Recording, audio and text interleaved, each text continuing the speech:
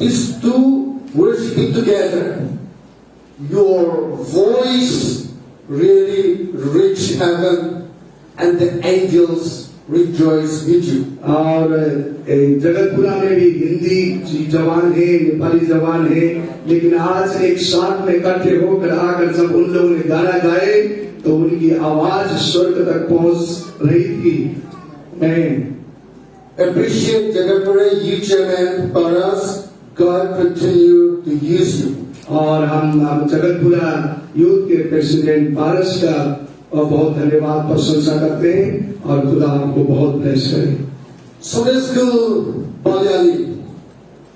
Sunday school के बच्चे बलियाली से Both Hindi and Nepali children combined bring strength and glory to God. और बलियाली कलीसिया में भी संडे स्कूल हिंदी के और नेपाली के एक साथ मिलकर उन लोगों ने परमेश्वर की महिमा की। Appreciate all the Sunday school teachers to train your children to grow in the knowledge of God and sing a song, a beautiful voice to glorify God. और संडे स्कूल के टीचर्स का भी बहुत ही सराहना करते हैं, प्रशंसा करते हैं। उन लोग एक साथ में परमेश्वर की महिमा के लिए तैयार कर रहे हैं, शिक्षा दे रहे हैं, उनको अगुवाई कर रहे हैं। Muskan and Shivan testimony really give me lots of question. और मुस्कान और शिवम की टेस्टिमनी में बहुत सारे सवाल खड़ा कर दिया गया है। Whenever the pastor Thanksgiving Sunday comes, जब भी पासवान का धन्यवाद देने का समय आता है, I always worry मैं हमेशा चिंतित होता रहता हूँ because I'm not good pastor. मैं ऐसे अच्छे एक पासवान नहीं हूँ। And how we are going to celebrate pastor appreciation Sunday? और कैसे हम पास्टर की प्रशंसा करने वाला दिन बना रहे हैं। So I don't want the pastor appreciation Sunday. और मैं पास्टर एप्रिसिएशन संडे मुझे नहीं चाहता। I want only pastor Thanksgiving Sunday. और मुझे पास्टर थैंक्स गिविंग संडे चाहिए। So in the near future, don't put appreciation. Please use pastor Thanksgiving Sunday. और आने वाले दिनों में आप पास्टर एप्रिसिएशन मत इस्तेमाल करें, लेकिन पास्टर धन्यवाद देने का दिन का इस्तेमाल करें। Because pastor appreciation and pastor Thanksgiving have a big different expression and meanings here. और ये पास्टर धन्यवाद का दिन और पास्टर एप्रिसिएशन का जो प्रशंसा सराहना करने का दिन में बहुत सारी भिन्नताएं हैं, बहुत अलग हैं। Appreciation and give thanks to pastor. और एप्रिसिएशन करना तो परमेश्वर को पास्टर को धन्यवाद We acknowledge pastor is good. और आपने ऐसा महसूस किया कि खुदावन का दास जो है अच्छे हैं बोलकर आपने इस चीज का इस्तेमाल किया। But pastor Thanksgiving Sunday means give thanks to God for pastor and his ministry. और पास्टर धन्यवाद का दिन का मतलब होता है कि परमेश्वर को धन्यवाद देना जो खुदा ने अपने पास्टर के लिए उनकी सेवकाई के दिया गया उनका धन्यवाद। All the present in the church and the testimonies, song really give me strength to keep going on serving the Lord for these 3 years now. और ये जो भी आप लोग ने गाना गाए, जो भी गवाही दी है और जो भी सब कुछ आपने किया गया है, मुझे एक हिम्मत, एक सामर्थ्य, एक ताकत मिला है। आज तक इसे 23 साल तक मुझे यहाँ पर सेवा करते हुए मुझे सहायता मिला है। Let me confess that your love, your support always give me strength. और मैं आपको बता देना चाहता हूँ, मैं अंगीकार भी करूंगा, आप सबको ये बोलूंगा कि आपकी सराहना, आपकी मुझे धन्यवाद मुझे बहुत ताकत देती है, मुझे बहुत बल देती है। And I'm humble or privileged to be your pastor. और मैं बहुत अपने आप को दीन करता हूँ, नम्र करता हूँ कि मैं ऐसा आप लोग जैसे लोगों का एक पासवान के रूप में मुझे सेवा करने का मौका मिला गया है। And let me declare that your people are wonderful people of God. और मैं ये भी घोषणा करना चाहता हूँ यहाँ से कि आप लोग बहुत ही अद्भुत परमेश्वर के लोग हो।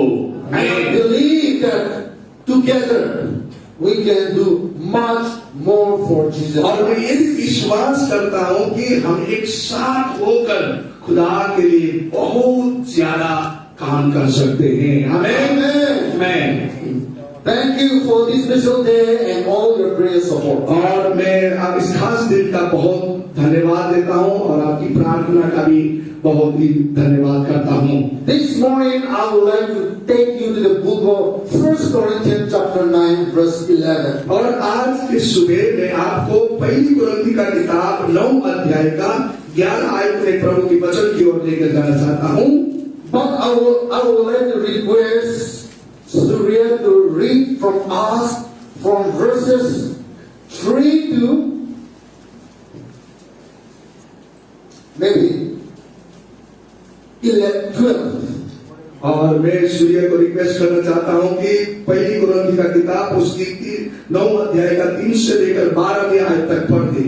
मैं आपके बीच में परमेश्वर का वचन पढ़ देता हूँ। 9 अध्याय पहली कुरिन्थी का किताब उसका 3 से 12 आयत में ऐसा लिखा हुआ प्रभु के वाणी पर, जो मुझे जांचते हैं उनके लिए यही मेरा उत्तर है, क्या हमें खाने पीने का अधिकार नहीं? क्या हमें यह अधिकार नहीं कि किसी मसीह बहन के साथ विवाह करके उसके लिए फिरे, जैसा अन्य प्रेरित और प्रभु के भाई और कैफा करते हैं? या केवल मुझे और बरनबास को ही अधिकार नहीं कि कमाई करना छोड़े? कौन कभी अपनी गिरह से खाकर सिपाही का काम करता है? कौन दाग की बारी लगाकर उसका फल नहीं खाता? कौन भेड़ों की रखवाली करके उनका दूध नहीं पीता? क्या मैं ये बातें मनुष्य ही रीति पर बोलता हूँ? क्या व्यवस्था भी ये नहीं कहती? क्योंकि मूसा की व्यवस्था में लिखा है, दाऊदे समय चलते हुए बैल का मुंह न बांधना। क्या परमेश्वर बैलों ही की चिंता करता है? क्या विशेष करके हमारे लिए कहता है? हाँ, हमारे लिए ही लिखा गया है, क्योंकि उचित है कि जोतने वाला आशा से जोते और दाने वाला भागी होने के लिए आशा से दावनी करे। अतः जबकि हमने तुम्हारे लिए आटने की वस्तुएं बोई, तो क्या ये कोई बड़ी बात है कि तुम्हारी शारीरिक वस्तुओं की फसल काटे? जब दूसरों का तुम पर यह अधिकार है, तो क्या हमारा इसके अधिक न होगा? परंतु ये अधिकार काम में नहीं लाए, परंतु सब कुछ चाहते हैं कि हमारे द्वारा मसीह के सुसमाचार में कुछ रुकावट न हो। आमीन। आमीन। From this passage, I would like to bring you my topic. God's servant deserve to claim his right. और यहाँ से आज मेरा बोलने का शीर्षक मैं आपको बता देना चाहता हूँ कि परमेश्वर का सेवक को उसका अधिकार पाने का हक है। आमीन। He has right to claim his right. और वो अपनी अधिकार पाने का हकदार है। Claim to allow. दावा करने का। Sometimes people thought that pastors and reverends have to be keep silent to fight for the right.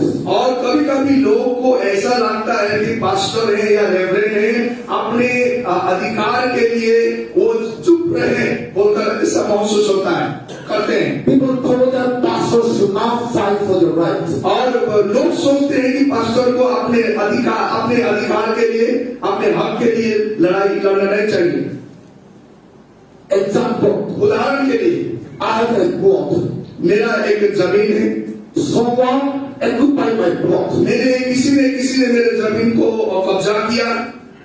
In that situation, if I have to go to fight for my rights, और उस अवस्था में में मुझे court में जाकर उस मेरी अधिकार को लेना बहुत मेरे अधिकार को पाना ठीक है।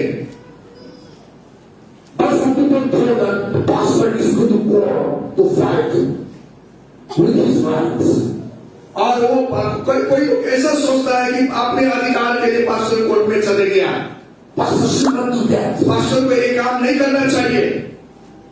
Sometimes people have a different mentality about pastor. और कभी कभी लोगों का पासवान के लिए अलग प्रकार का विचार होती है। But today I'm going to advocate for the pastors, or that they have all right to fight and claim your right. और मैं आज आपको ये बता देना चाहता हूँ, इसको बोलना चाहता हूँ कि पास्टर का उसकी बहुत सारी चीजों के लिए दावा करना, हक लेना, उसकी अधिकार के विषय में बोलना चाहता हूँ।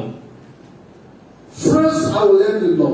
पहली बात तो आपको मैं बताना चाहता And you हूँ, all know that I'm not get salary from the church. और आप सब लोग को मालूम भी है कि मैं कोई कलीसिया से ऐसी तनख्वाह या कोई भी चीज मैं देता नहीं हूँ। You are not paying me to serve the church. और चर्च में सेवा करने के लिए आपने कुछ भी मुझे दिया नहीं है।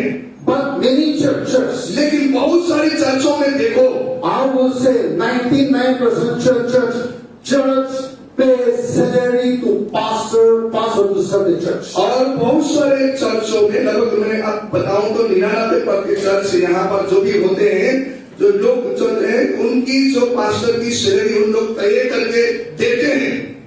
चर्च पास्टर को तनख्वाह देता है और पास्टर चर्च से तनख्वाह लेके चर्च में सीमा करता है।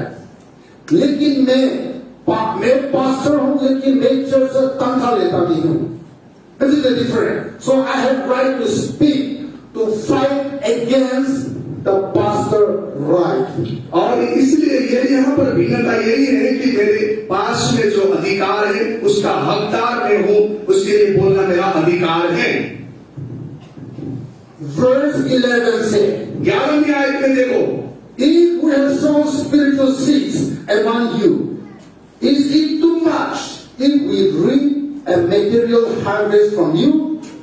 जबकि हमने तुम्हारे लिए आत्मिक की वस्तुएं बोई, तो क्या ये कोई बड़ी बात है कि तुम्हारी शारीरिक वस्तुओं की फसल न काटे? And the verse 14 says, और 14 आयत में आप देखो, in the same way the Lord has commanded that those who preach the gospel should receive the living from the gospel. और यहाँ 14 आयत में लिखा है, इसी रीति से प्रभु ने भी ठहराया कि जो लोग सुसमाचार सुनाते हैं उनकी जीविका सुसमाचार से ही होता है। आमीन। This is the word of God. ये प्रभु की वचन हम पर सिखा रहे हैं।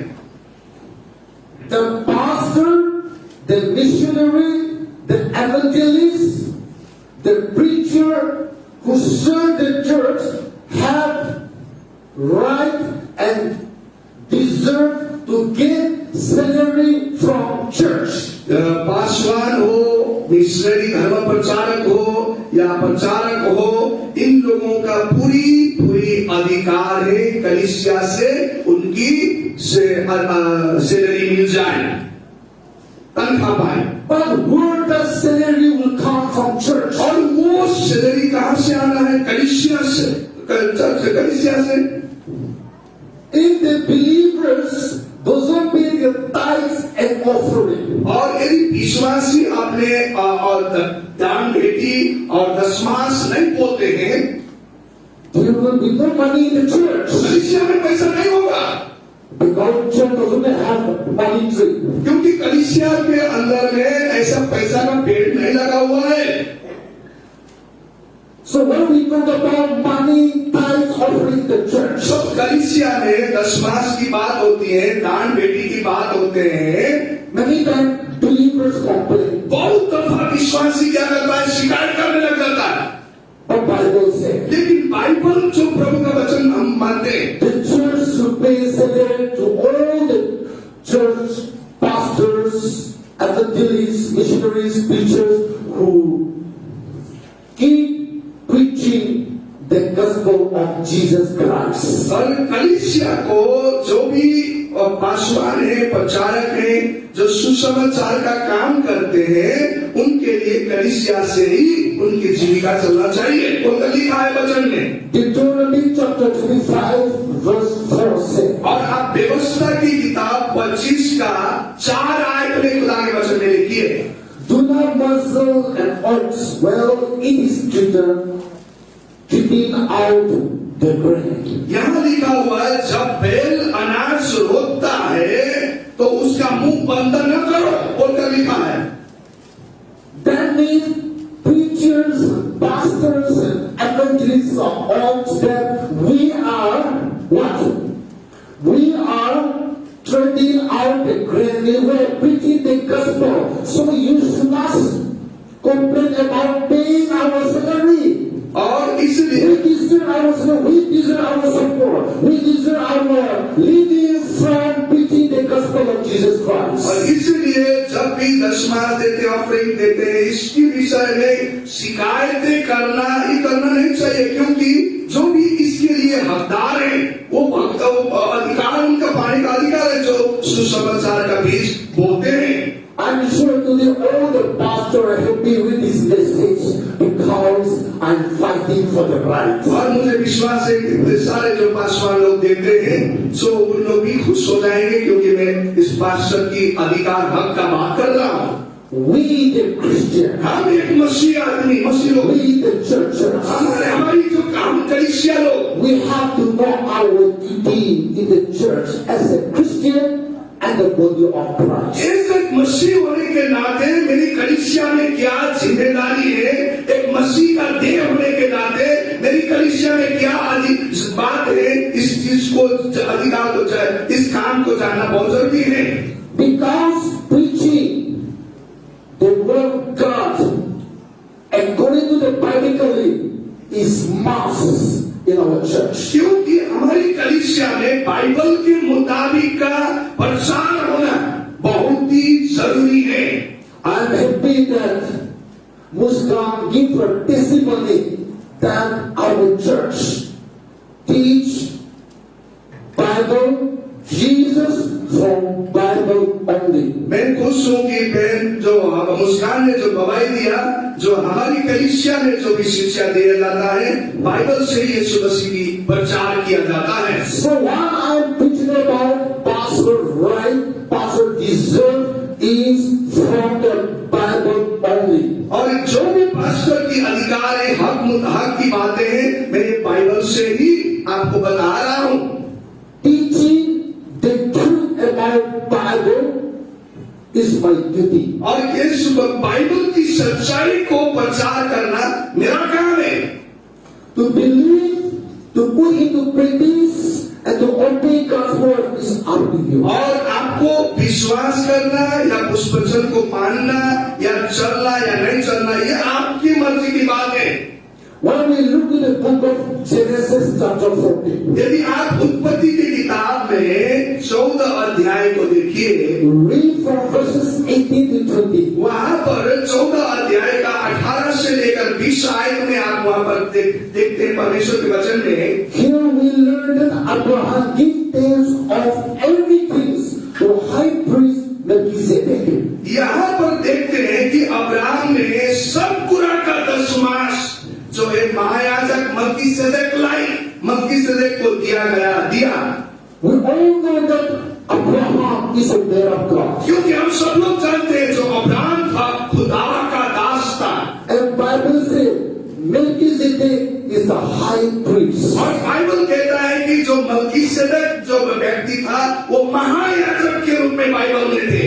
And we believe that Melchizedek, the high priest, is the Old Testament Jesus Christ. और ये हम विश्वास करते हैं कि जो मल्कीसेदेक जो महायाजक थे, उन पुराने नियम में यीशु का दर्जा उनको मिला है। यीशु की तरह वो व्यक्ति थे। Because when you come to New Testament, book of Hebrews chapter 7, verses 1 to 10, यदि आप नए नियम में आकर इब्रानियों का किताब 7 अध्याय का 1 से लेकर 10 आयत में पढ़ेंगे, when you read through these verses, तब इन आयतों को आप वहां पर जाकर देखोगे, Bible, the word God said that there is no genealogy about Melchizedek. Bible कहता है कि जो मल्कीसेदेक नाम का व्यक्ति था, उसका कोई भी पृष्ठभूमि नहीं दिखाई दी।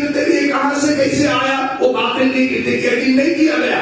Melchizedek's story, there is no beginning or there is no end. जब ये मल्कीसेदक नाम का महायाजक का कहानी देखते हैं, न तो इसकी शुरुआत है न तो इसकी अंत को देखते There हैं। is no mention about his father, mother, brother, sister or history. और इस मल्कीसेदक नाम का व्यक्ति का न तो पिता दिखाई दे रहा है न तो माता दिखाई दे रही है, कोई भी कहानी बाइबल में नहीं दिखाई देती है। He appeared as a high priest. वहां पर एक महायाजक के रूप में वो मल्कीसेदक दिखाई देता है। And Abraham, the man of God, brought all the things of everything to him.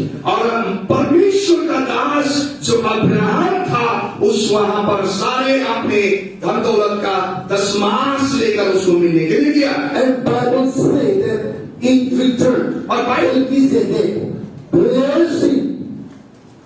blessed him to be success, blessed him to be prosper, blessed to be strong.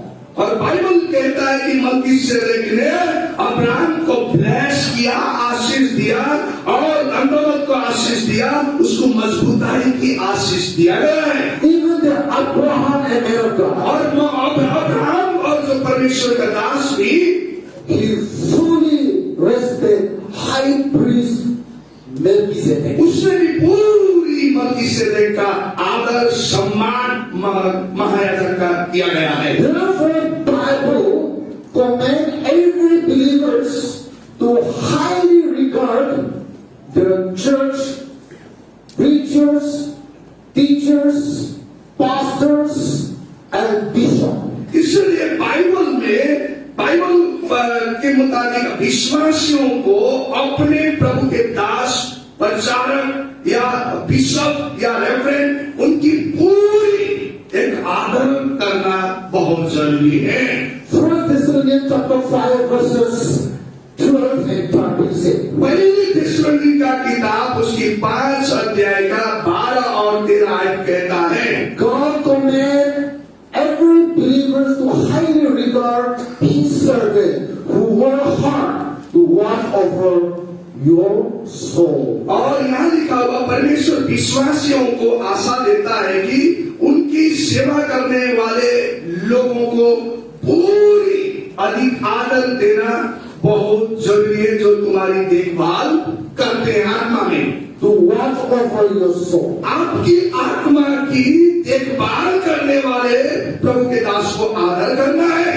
We preach God's word to you. हम परमेश्वर के वचन को आपको बचा देते हैं, We pray for you. आपके लिए दुआ करते हैं, We give our best to save you from the gates of hell. अपने जीवन की सबसे उत्तम जो बातें हैं, आपको नरक की दरवाजा से आपको उद्धार के में ले बचाने के लिए काम करते हैं। We teach you, we guide you, we lead you to the way of salvation. और हम आपको उद्धार के मार्ग में लेकर जाने के लिए शिक्षा देते हैं, उसकी मार्गदर्शन करते हैं।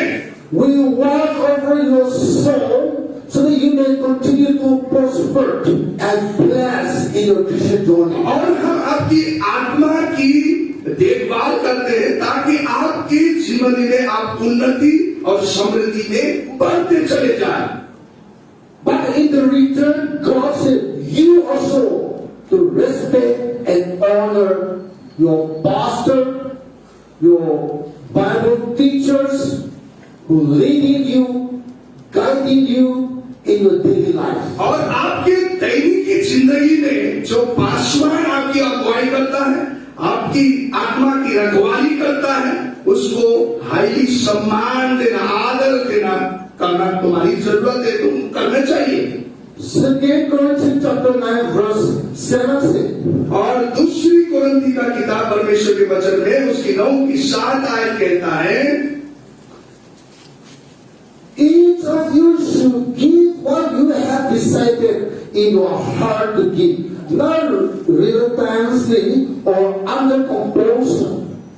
For God loves a cheerful giver. यहाँ लिखा हुआ है, हर व्यक्ति जैसा उसने मन में ठाना है वैसा ही दे, न कुरकुरा से, क्योंकि परमेश्वर हर्ष से देने वाले को प्रेम करता है।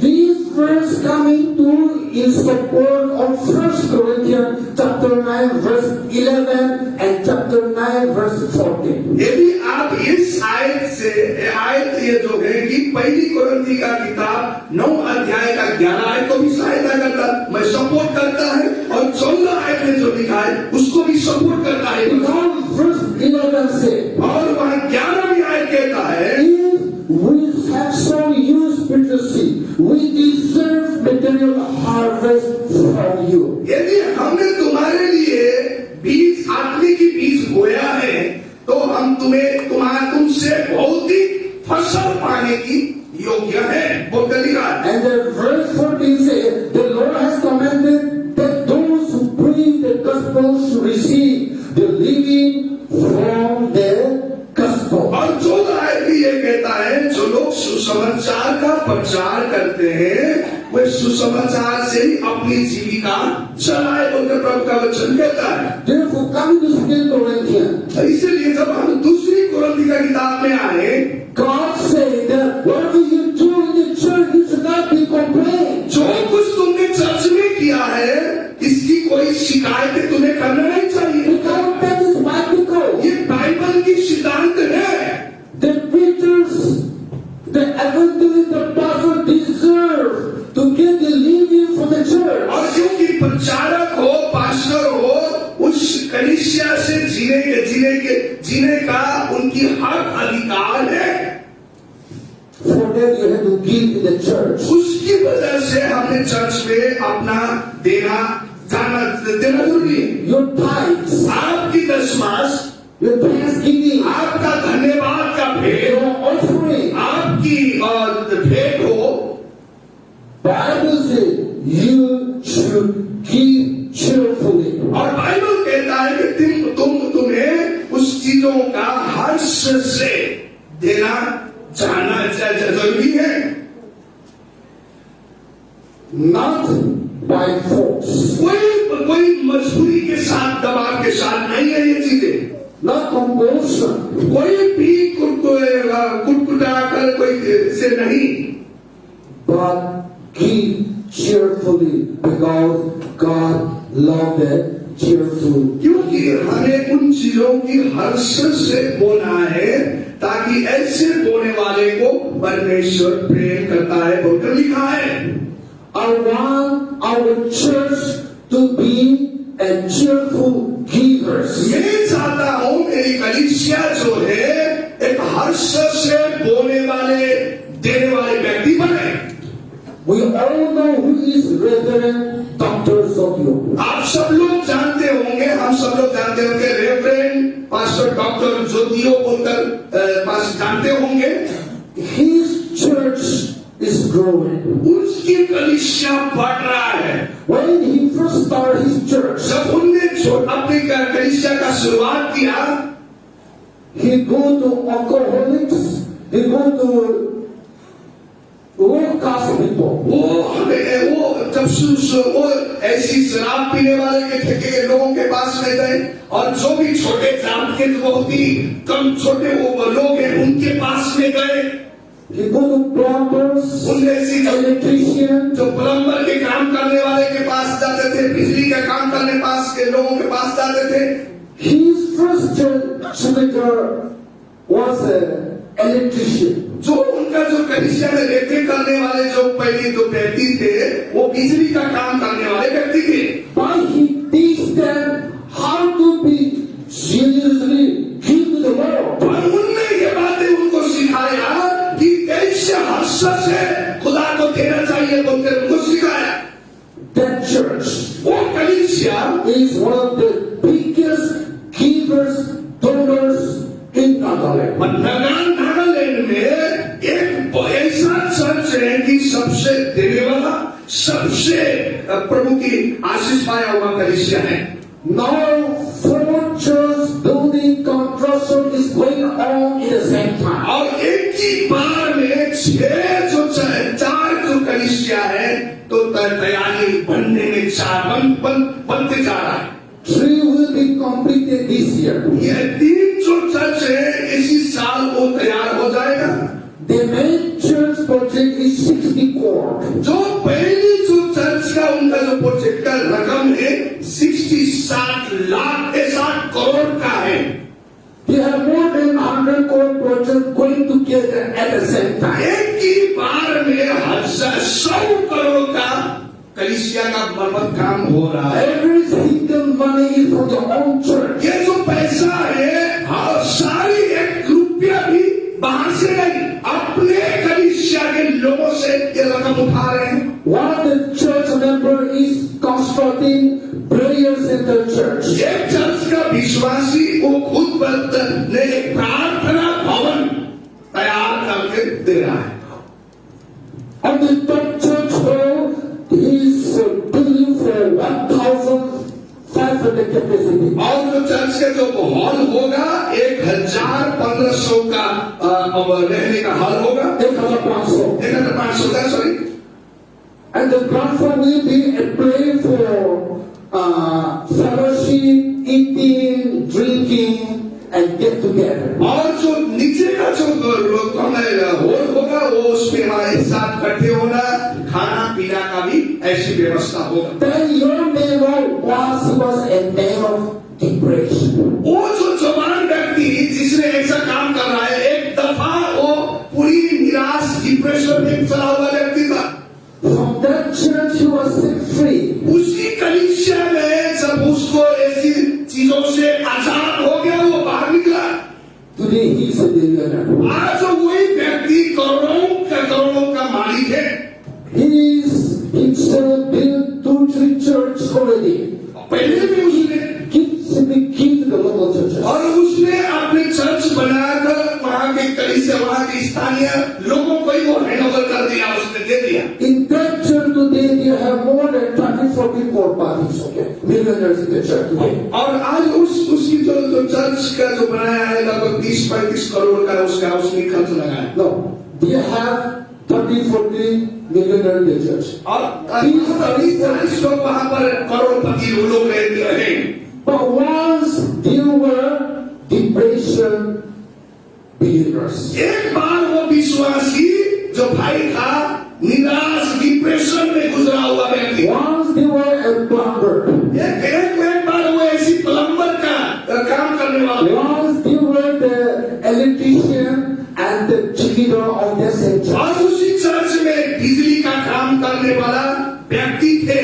And he was the first janitor of that church. और वही व्यक्ति कलीसिया का एक रेखदेख करने वाला चौकीदार भी था।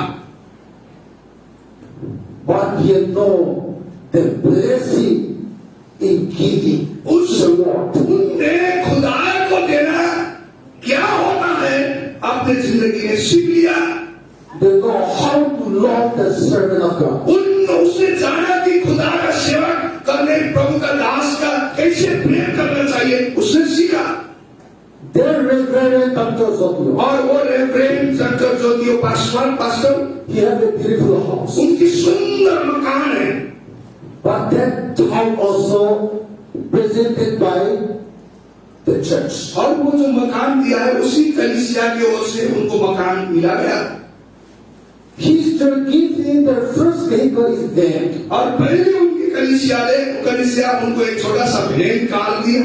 Second, the church gives him Scorpio. और दूसरी बार उनको दिया गया एक स्कॉर्पियो कार दिया गया। 2 years ago, the church gave him Fortuner. और 2 साल पहले हुई कलीसिया से उनको फॉर्च्यूनर कार का भी प्रेजेंट किया गया कलीसिया के द्वारा।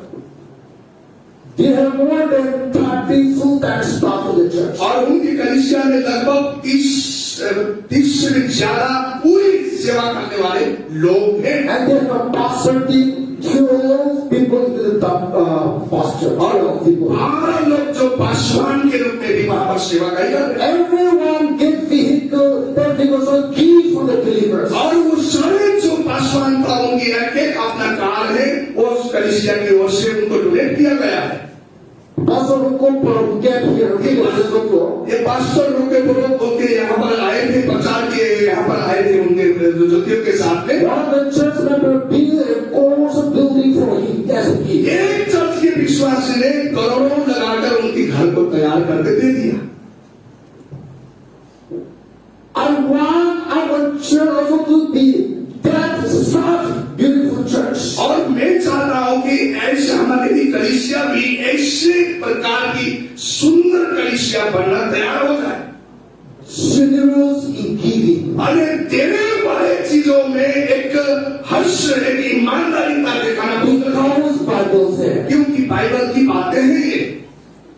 when you carry more seed to the field, जब आप ज्यादा बीज लेकर खेत में चले जाते हैं, then you can expect more harvest. तब आप ज्यादा फसल काटने का अपेक्षा। But if you sow little seeds, यदि आपने छोटी सी बीज बोल दिया in return you cannot expect big harvest. और आप आने वाले आपने ज्यादा फसल काटने का अपेक्षा नहीं रख सकते। Bible also said, बाइबल भी यही कहता है, when you give, जब तुम देते हो you shake it, और उसको हिला हिला कर दो press down, और दबा दबा कर दो, then the same will return to you. और उसी नाप से तुम्हारा भी वापसी तुम्हें दिया जाएगा। So to be Christian, एक मसीह होने के to be लिए success, एक सफलता प्राप्त करने के लिए reach, एक अमीर व्यक्ति में आना we have to be a generous Christian. और एक जनरस, बहुत ही वफादार, ईमानदारी मसीह होना जरूरी है। Not in complain, एक giving or collection. एक कलेक्शन इकट्ठे करने की चीजों में या कंप्लेंट शिकायत करने वाले व्यक्ति के तौर पर नहीं होना चाहिए। In giving in the church, कलीसिया में देने की बात नहीं। I never complain. मैंने अपनी जिंदगी में नहीं कभी सीखा कलीसिया में देने वाली चीजों में I always give first. मैं सबसे आगे खड़े होता हूँ I try to give more than all of you. और सबसे भी ज्यादा देने का मेरा देने की कोशिश होती है। I never take my salary from church. और कलीसिया से भी मैं कुछ लेता नहीं हूँ। I never take my salary from church. और कलीसिया से मैं कुछ सैलरी जो तनख्वाह है वो भी नहीं लेता हूँ, But I give. लेकिन मैं देता हूँ। I give more than you give. और जितने आप देते हैं उससे भी ज्यादा मैं देता हूँ। So I am blessed. मैं इसलिए आशीषित हूँ। So don't jealous of me or get देने को देखकर तुम ईर्ष्या करने की ईर्ष्या न करें। Why I am blessed? मैं क्यों आशीषित हूँ? Because I give more than you. मैं आपसे भी ज्यादा मैं देता हूँ। Why I am blessed? मैं क्यों आशीषित हूँ? I give with a cheerful heart. मैं अपने हर्ष से बोलता हूँ मेरी चीजों में। I give without complaint. मैं कोई शिकायत नहीं है मेरी जो देने की चीजों में। I give not to you, but I give to Jesus. मैंने आपको नहीं दिया हूँ, मैं खुदा बनी यीशु मसीह को देता हूँ। I give the church to extend God's kingdom, to expand God's kingdom. मैं कलीसिया में इसलिए देता हूँ कि परमेश्वर की राज्य को बढ़ाए, परमेश्वर का राज्य को वृद्धि होने के लिए बोलता हूँ। Therefore, to be Christian, इसलिए एक मसीह होने के नाते to live in the biblical life is must. Bible के सिद्धांतों पर जीना एक मसीह को बहुत जरूरी है। Hebrew chapter 30, और हिब्रू की किताब में, इब्रानियों का किताब 13 अध्याय में verses 7 and 17 say, और उसके 7 आयत और उसके 17 आयत को देखें। God said, परमेश्वर ने कहा, remember to obey and submit to those who watch over your soul and imitate their faith, said the Lord. लिखा है परमेश्वर के वचन में, अपने अगुए का स्मरण रखो, उनकी आज्ञा मानो और उनके अधीन रहो, क्योंकि वे तुम्हारी आत्मा की रखवाली करते हुए और उनके विश्वास का अनुकरण भी करो। बोला लिखा है। I'm not asking you to obey me or submit to me. और मैं ये नहीं आपको पूछ रहा हूँ कि मेरा अधीन में रहो, मेरी बातें मानो, इस चीज में आपको नहीं बोल रहा। But my duty is to tell you what God said. लेकिन खुदा क्या बोलता है, मेरा काम है आपको बता देना। To obey, not to obey, to follow, put into action or not, that is up to you. आपको मानना, आज्ञा मानना है, नहीं मानना है, उसकी अभ्यास में लेकर चलना है, नहीं चलना है, ये आपकी जिम्मेदारी है। But God said, लेकिन परमेश्वर कहता है, I appointed my servant lead you to guard over your soul. मैंने अपने दास को, अपने सेवक को खड़ा किया गया है ताकि वो तुम्हारी आत्मा की देखभाल करे और तुम्हें आत्मिक रूप से अगुवाई पर आगे करे। And to obey and respect, submit to them is up to you. और उनकी आदर करना, उनका स्मरण करना, उनकी बातें को मानना, ये आपकी जिम्मेदारी है। Not because of Pastor D.K. Angami is great, ये पास्टर डी के अंगामी महान है इसलिए नहीं है, but because of his designation, God wants you to obey and submit to him. और लेकिन ये है क्योंकि उसकी जो उसकी ओदा है, उसकी पदवी है, खुदा चाहता है कि उसके अधीन में रहो बोलकर ही पाते हैं। Whenever I go to Jagapura church, जब भी मैं जगतपुरा कलीसिया में जाता हूँ I always ask assistant pastor Rohit, और मैं हमेशा असिस्टेंट पास्टर रोहित से कहता हूँ, which one is your chair? Which one is your chair? मैं बोलता हूँ कि आपका चेयर कौन सी है? I cannot see Rohit chair in Jagapura. मैं जगतपुरा में जाकर रोहित जी की चेयर में मैं नहीं बैठ सकता हूँ। If I go to Sudan office, मैं यदि सुगम की ऑफिस में चले गया I cannot go and sit in his chair and on the table. और उनके चेयर, उनके टेबल के पास में चेयर में जाकर मैं नहीं बैठ सकता हूँ, Because I honor their designation. I honor their title. I honor their position. क्योंकि उनकी ओदा, उनकी पदवी, उनकी छवि को वहां पर जो है मुझे आदर करना है। God also said, उसी प्रकार से परमेश्वर भी कहते हैं, not because of DK and Surya is great, और ये नहीं कि सूर्य डीके और सूर्य महान है इसलिए नहीं, but because of ye are my servant. और भी क्योंकि वो मेरे सेवक है। Therefore, because of their designation, because of their position, you should obey and submit to them. और उनकी ओदा, उनकी पदवी की वजह से उनकी बातों का मानना, अधीन रहना ये जरूरी है। Coming to Matthew chapter 10 verses 40 to 42. मत्ती का किताब उसकी 10 अध्याय उसकी 40 से लेकर 42 आयत में God said, परमेश्वर ने कहा है, whoever welcome my servant, receive me and he will be rewarded. और वहां लिखा हुआ है, जो मेरे सेवक स्वागत करते हैं, सेवक को स्वागत करते हैं, वो मेरे को ग्रहण करते हैं और उनकी प्रतिफल मिलेगा बोलकर लिखा है। God said, परमेश्वर ने कहा, when you receive my servant, जब तुम मेरे सेवक को ग्रहण करोगे, you do not only receive Surya or Pastor DK, और तुमने सूर्य और पास्टर टीके को नहीं स्वीकार किया है, but you receive me, say the Lord. लेकिन तुमने मुझे रिसीव स्वागत किया है, खुदावंद का वचन कहता है। When you reject God's servant, जब तुमने खुदा के दासों का इनकार करना शुरू that कर दिया, means you reject God. और उस समय तुमने परमेश्वर को भी इनकार कर But दिया। when you welcome God's servant, जब तुमने खुदा के दास को स्वागत किया, you welcome God. तुमने एक खुदा को ही अपने घर में God will reward you, say the Lord. और खुदा कहता है कि मैं तुम्हें इनाम दूंगा। परमेश्वर Bible said, बाइबल कहती है, when I was in the jail, जब मैं जेल में पड़ा हुआ था, did he visit me? तुमने मुझे मिला। When I was in the hospital, जब मैं हॉस्पिटल में पड़ा था, when I was naked, जब मैं नंगा था, when I was hungry, जब मुझे भूखा था, and the disciples said, और उस दिन उनके लिए छह लोगों ने बोले, प्रभु, when I saw that, when I came back with that situation, और मैंने ऐसे कहाँ देखा आपको, कैसे ऐसी परियोजना को देखा?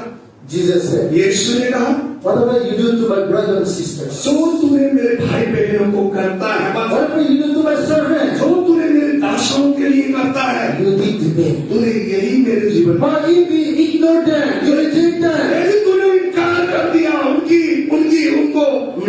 नहीं सुनी, you reject me, you ignore me. और तूने मुझे इनकार कर दिया, तूने मेरी नहीं सुना है। We have little time, so let me give you one example. मैं थोड़ी समय है, मैं आपको उदाहरण देना चाहता हूँ। Coming to 1 Kings chapter 17. आपको पहली राजा का किताब उसकी 17 अध्याय में जाइए। When you read from verses 8 to 24, यदि वहां आप 8 आयत से लेकर 24 आयत को देखेंगे, here you come across the widow and her son at Zarephath. यहाँ आप एक विधवा और सारपत की विधवा और उसका पुत्र के विषय में जानेंगे। Bible says that there is a heavy famine going on in Zarephath. और बाइबल कहता है कि उस जगह में बहुत बड़ा अकाल पड़ा हुआ था। Therefore God sent his prophet Elijah through the river so he can get water and survive there. और इसलिए खुदा ने एलिया को वहां पर भेजा, पहले नदी के किरत नदी के पास में, उसके बाद उस जगह में भेजा। And then after that God sent her to this widow. और उसके बाद खुदा ने उस सरपात के विधवा के घर में भेजा। When Elijah came across this widow, और जब ये एलिया वहां पर उनके घर में विधवा से मिला, Bible said बाइबल कहती है the widow's plenty firewood. और उस विधवा के घर में थोड़ी सी आटा पड़ा हुआ था। No, he's going to give firewood. अब वहां पर लकड़ी बीच रही थी, वो लकड़ी लकड़ी का मतलब he's plenty firewood. और वो जो लकड़ी वो इकट्ठा कर रही थी। Elijah asked her और एलिया ने पूछा to give her a food and water to drink. और उसने पूछा कि मुझे पीने के लिए पानी और खाने के लिए रोटी दे। She said, उसने बोला I have only little flour and oil to eat with my son and die. और उसने कहा कि मेरे पास थोड़ी सी पीपा में आटा है और इसको रोटी बनाकर मैं और मेरी बेटा मर जाएंगे। Little flour and little oil. और olive oil. और थोड़ी सी आटा और थोड़ी सी तेल पड़ी, To eat with my son and die. और मैं ये रोटी बनाकर बेटे के साथ में खाऊंगी और मर जाऊंगी। Because famine is going on. क्योंकि अकाल बड़ा भयंकर अकाल चल रहा था। So the woman, all her peace, one meal with his son, eat and die. उस औरत का एक ही आशा था कि मेरे बेटे के साथ में रोटी बनाकर खाकर मर जाऊंगी। But Elijah asked her to make food for him first. लेकिन एलिया ने उससे पूछा कि पहले मेरे लिए रोटी बना, बोल के पूछा। In the midst of serious condition, ऐसी हालत, ऐसी परिस्थितियों में, ऐसी हालत में the widow उस विधवा ने listened to man of God, उसने खुदा के दास की आवाज को सुनी and she first made bread for Elijah to eat. और पहला उसने अपने दास के लिए, उस दास के लिए रोटी बनाई उनके खाने के लिए। And Bible said, बाइबल कहती है with the little flour and oil, और छोटी सी थोड़ी आटा और वो तेल, Elijah and God make him miracle and sauce and keep the little oil and fulfill 3 years to survive from famine. और उस अकाल में जो खुदा के दास ने उसके जीवन में किया, वो थोड़ी सी आटा और जो तेल है 3 साल की महा अकाल तक चलता रहा। Amen. Amen. To obey God's voice and obey God's servant, serving God's servant, here is blessing. और खुदा को परमेश्वर की आवाज को सुना, खुदा के दास की बातों को मानना, वहां पर रिवाज इनाम आशीष रखी गई है। If she disobey God's servant, यदि उस स्त्री ने उस व्यक्ति का, उस खुदा के दास की बातें नहीं मानी होती, if she ignore him, यदि उसको इनकार कर दी थी, if she complained not to give him, यदि वो उनको उस व्यक्ति को उस रोटी देने के वो नहीं चाहती, after a few meals, she and her son will be died in the famine. और उस अकाल में उस रोटी खाने के बाद वो मर सकते थे। But she acknowledged God's servant. लेकिन उसने खुदा के दास का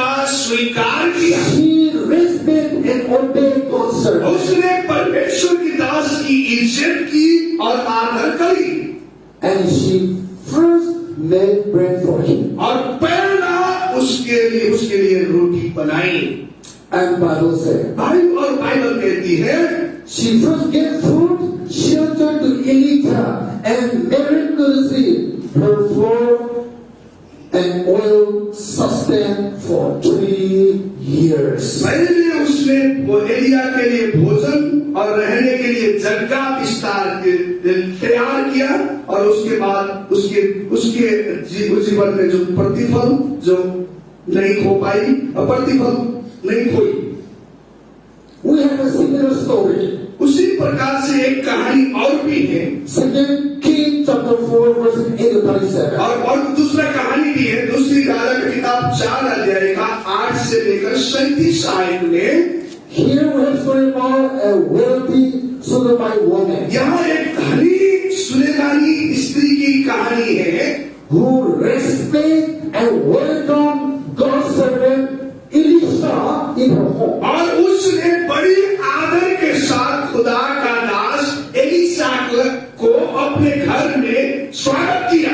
Give her all the facilities and food.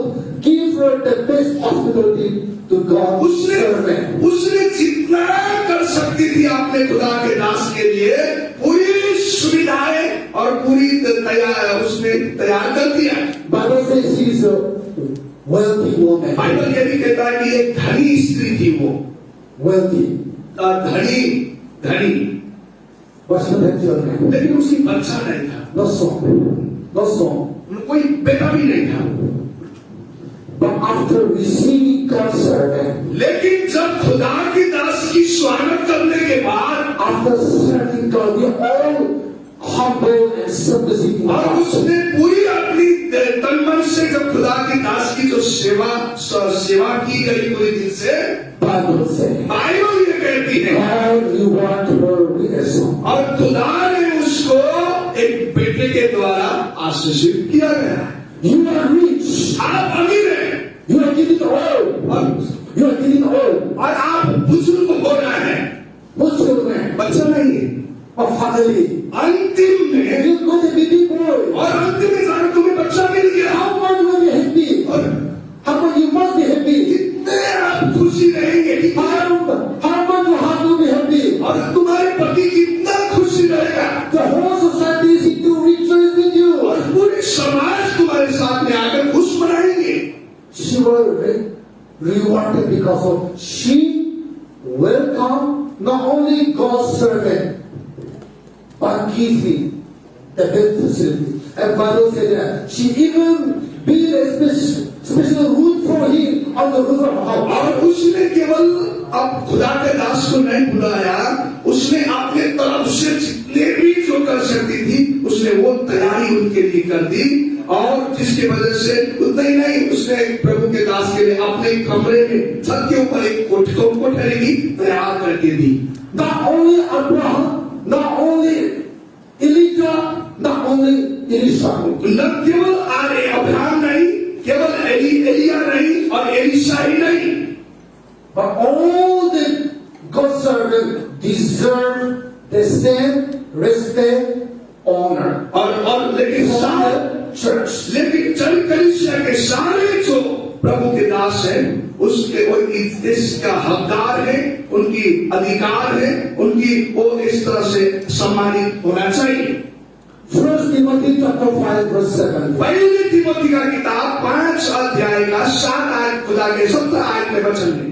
The word of God says, परमेश्वर का वचन कहता है church pastor worthy of double honor, especially the who preaching and teaching the word of God. और कलीसिया के जो पास्टर हैं दो गुने आदर के योग्य होंगे, विशेषकर वे जो परमेश्वर के वचन को सुनाते हैं और परमेश्वर के वचन की प्रचार करते हैं।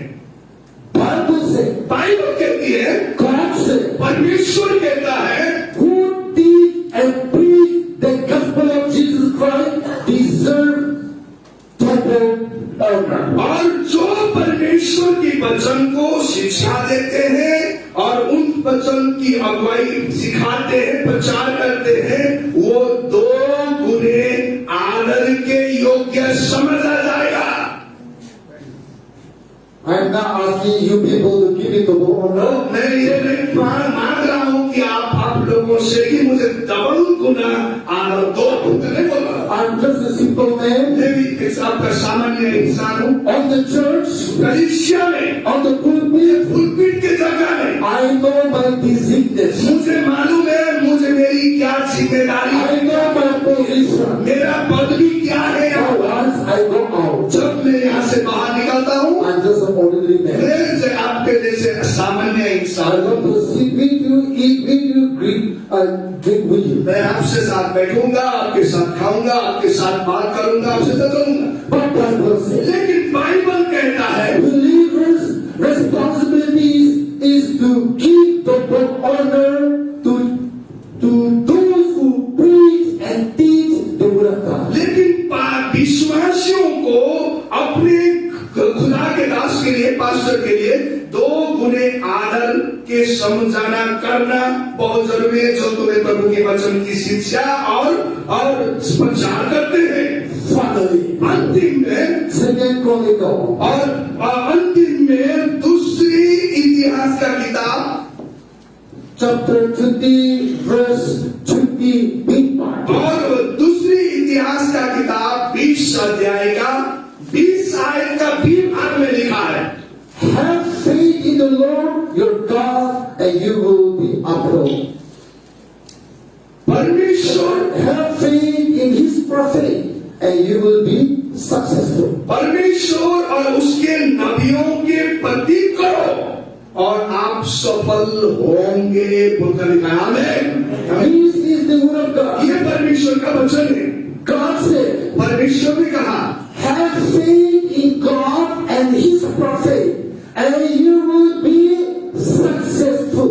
परमेश्वर और उसके नबियों पास्टर की प्रति करो, विश्वास करो और आप सफल होंगे बोलकर लिखा है।